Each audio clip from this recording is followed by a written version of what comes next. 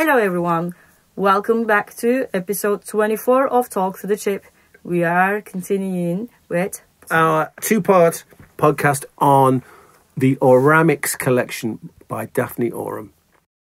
So when Daphne Oram was composing the pieces in this collection, she was doing all this other work to survive as a composer. And one of the things she was doing was giving lots of lectures about electronic music and the history of electronic music with references and playing her own pieces and Stockhaus and Pierre Schaeffer and stuff. But at every single one of these lectures, she always read out this bit of text written by Francis Bacon, because she claimed that although electronic music became an audible reality in the 20th century, it was actually invented and created 350 years earlier in the early 17th century by British explorer and man of letters Francis Bacon. And Francis Bacon had written this book called The New Atlantis. And basically the story of the New Atlantis is about sailors who set off from Britain and find a utopian, futuristic society on an island somewhere out there in the ocean. the Lost Atlantis. Exactly. And they describe all the wonderful technological and socially advanced things that go on in the society. And there's a big section in it about sound and music, because Francis Bacon studied at Cambridge University in the late 16th century, early 17th century. In those days, education at that level still followed the old medieval system, that music was considered one of the arts of measurement, or one of the sciences of measurement. So basically it was like a branch of mathematics. It was taught more as a branch of mathematics. And so when, in his story, when they encounter this advanced society, there has a lot of stuff about sound in there. So this, I'll just read this text. We also have sound houses where we practice and demonstrate all sounds and their generation. We have harmonies, which you have not, of quarter sounds and lesser slides of sounds. Diverse instruments of music, likewise to you unknown, some sweeter than any you have, together with bells and rings that are dainty and sweet. We represent small sounds as great and deep, likewise great sounds extenuate and sharp. We make diverse tremblings and warblings of sounds, which in their original are entire. We represent and imitate all articulate sounds and letters, and the voices and notes of beasts and birds. We have certain helps which set to the ear do further the hearing greatly. We also have diverse strange and artificial echoes, reflecting the voice many times, and as it were tossing it, and some that give back the voice louder than it came, some shriller and some deeper, yea, some rendering the voice differing in the letters or articulate sound from that they receive. We have also means to convey sounds in trunks and pipes in strange lines and distances. Now, she had like millions of copies of this book.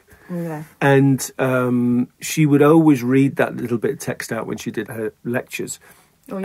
And basically, for each of the things that they say they have, she would find examples with, at the time, contemporary electronic music, including her own stuff as well. And yet, in the time when Francis Bacon wrote this, of course, science, you know, the church was so powerful, but science was kind of like a branch of magic. You know, so there's this link with the mystical there all the time in all her stuff. Oh, thank you. Actually, I think it is important to note this article, the woman from New Atlantis also. Good. By Dan Wilson. Delves more into this as part of her book, like an individual note of music, sound, and electronics. Yes. So then we can also say there's been aspects of her, the when we remember the earlier composers that we investigated in the earlier episodes, like Pauline Oliveros. Yes. We can see a deep listening approach like hers. Or also we talked about like some of the spiritual aspects. More than one of them had that, like Eliane Redick has or Ferreira also had that kind of a spiritual aspect. But this one, I cannot speak much about it because I haven't read the whole thing. But I can, when I listen to it, the music, I can hear that sort of sound object approach, which has that sort of like storytelling. Well, it's funny, isn't it? Because at the same time, it's always tempered with this very English thing of not taking oneself too seriously. Okay, so you've been referring to being very English in this episode. Yeah. Well, you should. But the thing is, if you hear, for example, there's two things on this collection. There's 4 little excerpts. She went up to Manchester and worked at a school there. I think the Ardwick School. What is the school called? I should visit. I'm gonna see. I'm gonna be in Manchester. Oh yes, you go to the Ardwick School to see Otekers. Should I go there and ask about? Or I can just go to Goldsmith Uni here to ask more about. Exactly. It. Yeah. But there's 4 recordings in this collection of little school kids doing stuff that she'd obviously she'd gone up and done like a workshop with them, and they're recording with tape loops and stuff, and they're in Manchester, and it's really sweet little Mancunian kids saying that they're going to be playing the tape loop and the bell and the gongo, and you hear their little voices, and it's really, really nice. Yeah. I'm very nostalgic as well. Metal sheet again, tin lid, chime, wire and frame. Keyboards, wood block, echo sounder, scraper and whistle.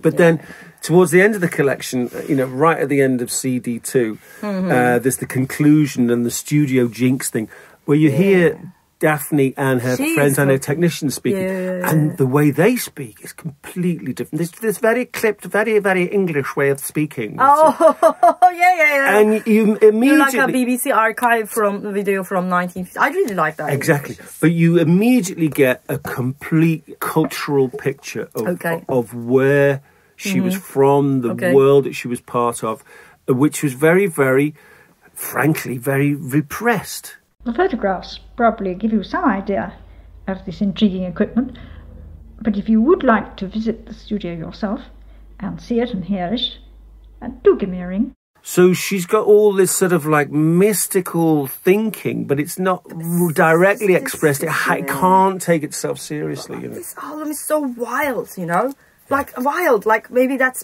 because of that kind of repressing. When you like.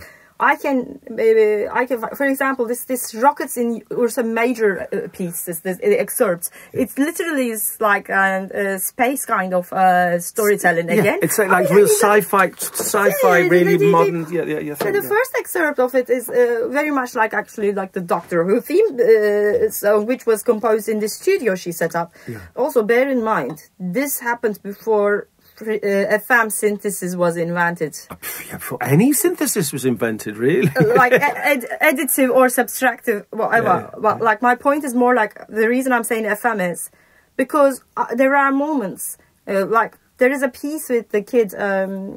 It's almost like wanting to be with the vocoder. The studio experiment number 4. Yes. You see that one. It's almost like with an effect that has like ring modulation and a vocoder, but it's not it. That's not it.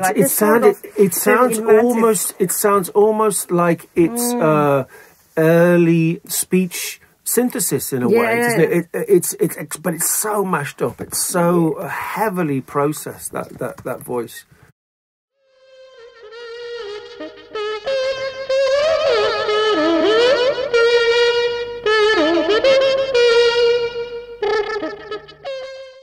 There is a pioneer in that, Charles Dodge, the speech songs. And that's if you listen to those works, they are from 1976. And what are we talking about now? 1961, 62. Okay, yeah. But then again, when you listen to this synthesized voices, when you said speech synthesis, I wanted to refer to this. It's very much like Charles Dodge's music. It's like the early, Daft Punk, before Daft Punk. Charles Dodge existed, that sort of. But interestingly though, the vocoder dates back to the Second World War. Oh yeah. I think we talked about this before. It was the vocoder was a way of encoding, as the name suggests, encoding information so that the enemy couldn't work out what was going to be said. So that the people receiving the information at one end, the recording at one end, it would be unintelligible unless they had the exact frequencies of the filters to decode it.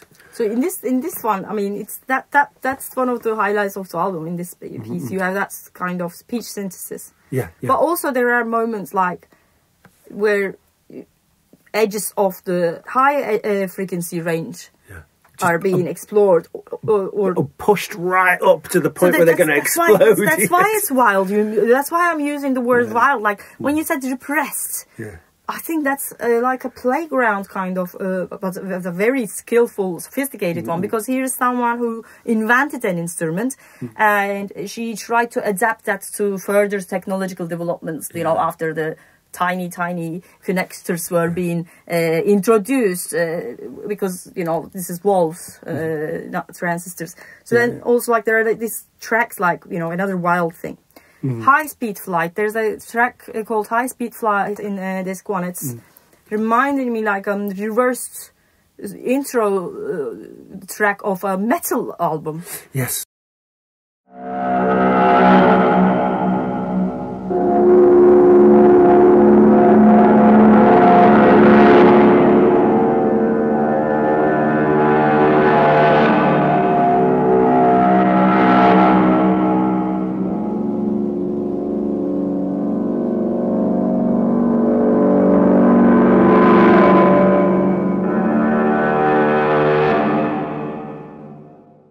There are this sort of harmonics, but also in each of this, again, like episode metallic, the contrasts and then giving space. Well, it's funny you mention metal, a kind of aspect of popular music, because one of the weirdest tracks is this. Basically, it's all about very speed. Snow. So the last track on the first CD is called Snow, and it was actually. It was a film commission, so it's part of the soundtrack for a film by Johnny Hawksworth. So the film was called Snow from 1963, and what it starts off with is very slow percussion, and obviously very very speeded down. Sounds almost a little bit like the percussion in Poème Électronique or Désert. It's like rattling, rolling drums.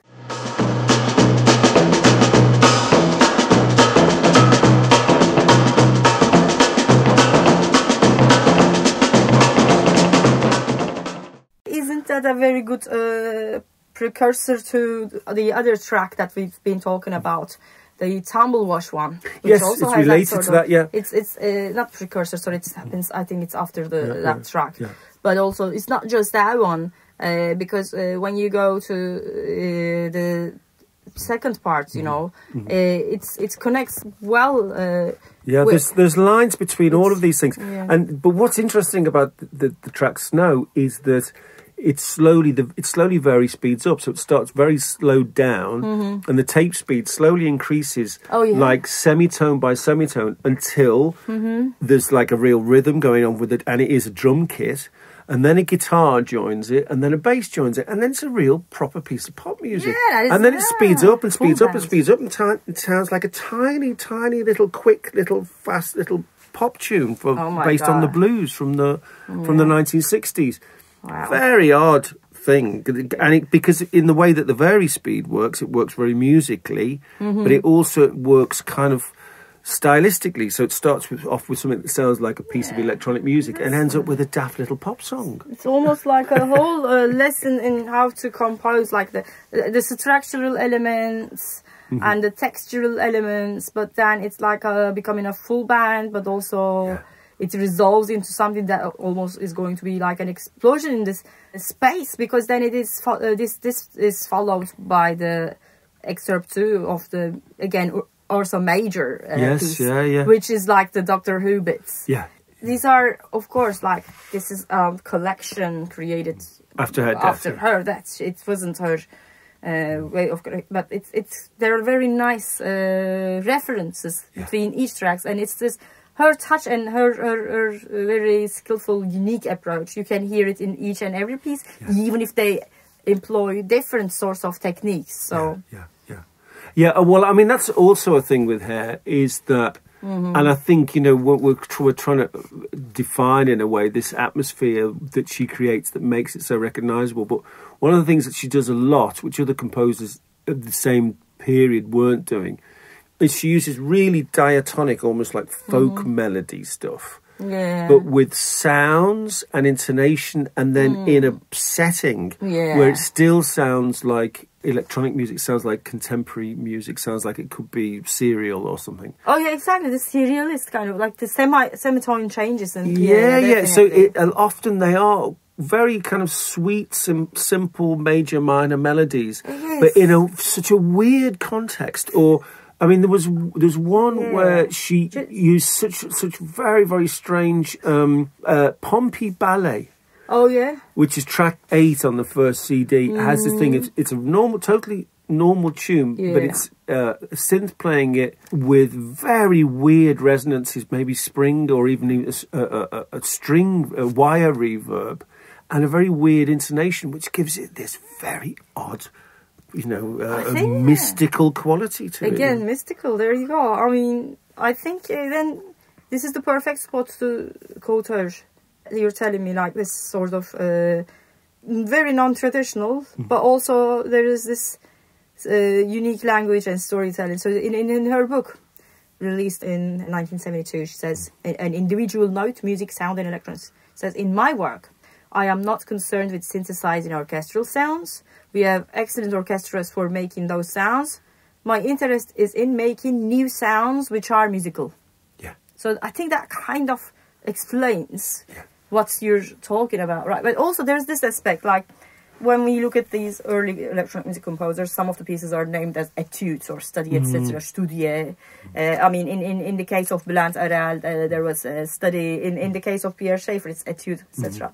And we can see, like, she named some of them as like a studio experiment 1, studio experiment 2.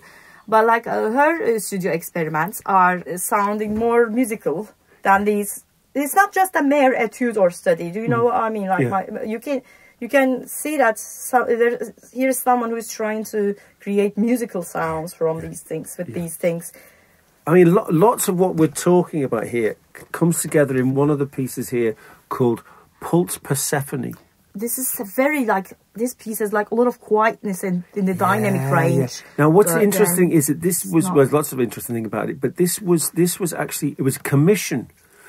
1965, it was commissioned for the Treasures of the Commonwealth exhibition at the Royal Academy of Arts. So Persephone, it's related to ancient Greece, and Persephone was a young goddess that was held captive by Hades in hell. Oh, wow. And so she became the goddess of the dead.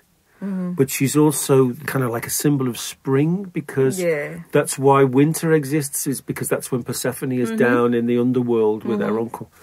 And so there's all this kind of literary allusions and maybe even magical allusions going on there, mystical stuff. But the piece itself has this constant pulse, a constant beat to it on a drum. Which, of course, none of the mainland European composers would touch. No. For Stockhausen, if something happened 3 times, you were kicked out of the class. if you can start to dance to it, you will be. No, exactly. Yeah. No, you don't hear that. And also one of the experiments, exactly that. I think this one. Which piece is this? Piece 31. Studio Experiment number 5. Yeah. That's just before the Broxielande one, which we can't pronounce. Yes, so it's a polyphonic one. Yes. It has this different pitches, but there is that call and response like rhythm. There are very nice rhythmic elements, but also when she does that, you can hear the different properties of sound being explored, right? So that's a very good example for that.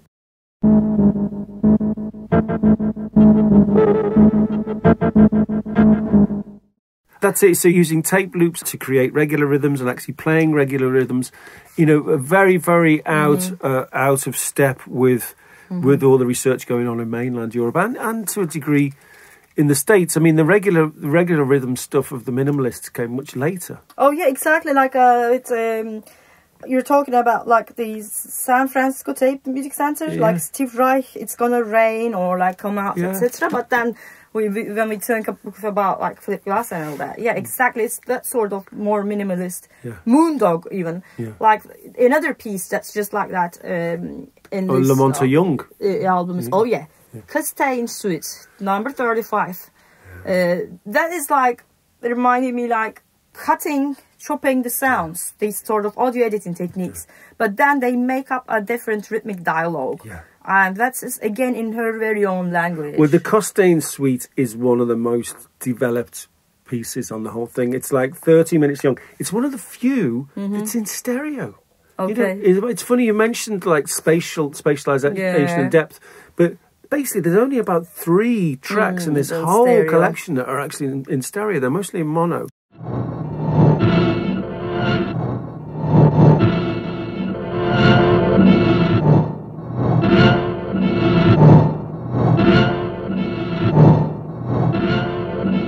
So there's stuff moving around in stereo, and mostly electronic sounds, a couple of instrumental sounds. But considering the gear that she had, or even more considering the gear that she didn't have, the degree of processing in the sound is incredible in this one. That's when I say space. Actually, my point is more about like how do you exactly the depth, but also how do you place the sounds, like giving space to each other, where there are like quieter moments, or where they have like different effects of different dialogues and things, that sort of songwriting elements, which you would hear in a pop music production also. There is accessibility, but there is also storytelling, and also the children's voices, or the funny track, the Mary Had a Little Lamb, which well, that's an interesting one, because what that is a classic thing is that if you put headphones on someone and you delay the sound of their own voice getting to them, that's what happens. You can't speak because you are waiting to hear your own voice, and it doesn't happen when you say it. There you go. And and it's well, it happens by accident quite a lot in the studio. Even these wonderful digital days, even with crappy latency from digital audio workstations, you put headphones on someone and their voice is coming to them later than they're saying it. It's very hard to speak, and you start giggling and falling apart. Oh, that makes sense. And the whole album also has that. So here's an example, popular music example. I'm a massive fan of Boards of Canada. And Boards of Canada uses all sorts of samples, including samples from like sounds from Sesame Street or children's things, and then they came up with their own very unique sound, which is ethereal, but also with their own devices. I think so many people try to recreate, but then you can't sound like that. And here is someone who was doing that sort of thing way before. Like in some cases, it also feels like the ballroom work of the Caretakers. The musician who got diagnosed with dementia at an early age, then he uses 1920s ballroom music, and then that's deteriorated slowly, gradually, which represents how his mind deteriorates. But there are like moments in this album where you have that sort of the Caretaker or Boards of Canada like eerie, ethereal deterioration, but also humor, maybe that connects with the mystical. But also she's not afraid of again, like the Caretaker, she's not afraid of letting things distort or deteriorate. There's none of the squeaky clean technical perfection that you find even with Luciano Berio. She allows stuff to get really distorted. Very high ends of frequency. Pushes that very hard. I mean, do you think it's also a part of the instrument? I think it's part of the instrument. I think it's part of the technology of the time. I think it's also that with the analog technology that they had then, when you distorted stuff, you were just adding harmonic, second, third, fourth harmonic. Whereas when we go into distortion these days with digital stuff, you know, it completely destroys the shape of the waveform and it just sounds hideous. There you go. I mean, also she came up with her own terminology for this instrument. So this is talking about the network of resistors and a sawtooth oscillator, this pitch master. Maybe that's where things go extreme. She referred to these pitch codes as neumes. The circuits. Yeah, it's part of this design. I mean, the technical aspect of this instrument is obviously that would deserve another episode. We're already dedicating part 1 and part 2, but. Well, it's interesting. I didn't know. Yeah, I didn't know this. Her approach to frequency and pitch is quite different. I mean, in her own way, she came up with her own terminology for this. Well, not just her own terminology, but according to this, which is admittedly is the DaphneOram.org website, but it says these circuits were based on digital flip-flops, memory cells, and as such, it was a very early digitally controlled oscillator for which Oram was granted both US and UK patents. That's mad. I mean, if she had maybe lived longer, like, I don't know, like, what would it be like? That's a forerunner of computer music also, algorithmic. Well, but she died very early. 2003, yeah, very 2003, young. so very young. She was like 77 or something when she died. But she did live to see the 90s and digital technology and a lot of this stuff flowering, you know. Something that occurred to me listening through to the whole thing is something that we talked about when we talked about Laurie Spiegel. Another composer who does a very wide range of different styles and different techniques, but is at their best when they are exploring darkness. Darkness, exactly. Laurie Spiegel's voices within the piece we looked at, definitely. And there's the same feeling here, is that Daphne Oram, you know, there was all the kind of social pressures, and then there was the commercial pressures to make commercial music Foley's, and popular music and Foley's and all the rest of it. Non-avant-garde things, not avant-garde. Yeah, exactly. Yeah. But where her skill really shines is when she's with exploring the darker side of exactly. human imagination and our human history and you can hear the first time I listened to her music ages ago, I wasn't expecting to hear so many dark elements in it. I was quite surprised but also mesmerized. Well, I think, you know, she's one of these characters that was kind of rediscovered, maybe because she was a woman. Everyone, of course, knows the Doctor Who theme, and people talked about Delia Derbyshire and White Noise, but it wasn't really until the early 21st century that Daphne Oram's name became so well known. She set up the whole studio, but she's kind of the brains behind it all.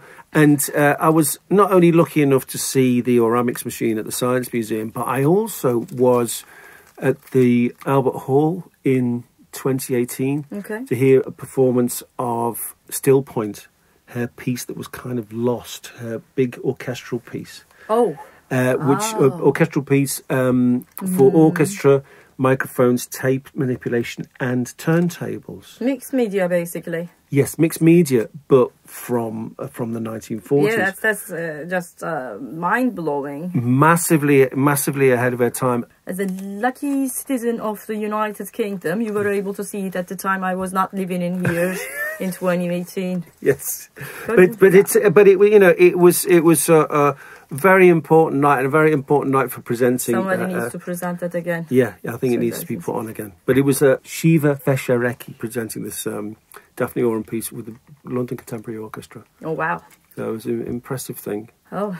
So, yes, but hopefully we'll all get to see it again sometime. So thanks for listening, everyone, to this, our first ever two-parter. It is, and exactly the perfect person to do it. It's Daphne Oram, the great Daphne Oram. And please dig into this piece. It's all available on Bandcamp, Bandcamp and YouTube. And, and hopefully the Science Museum can make the Oramics machine accessible for us to be able to visit and see it again. Fantastic. Thanks for listening, everyone. Thanks for listening.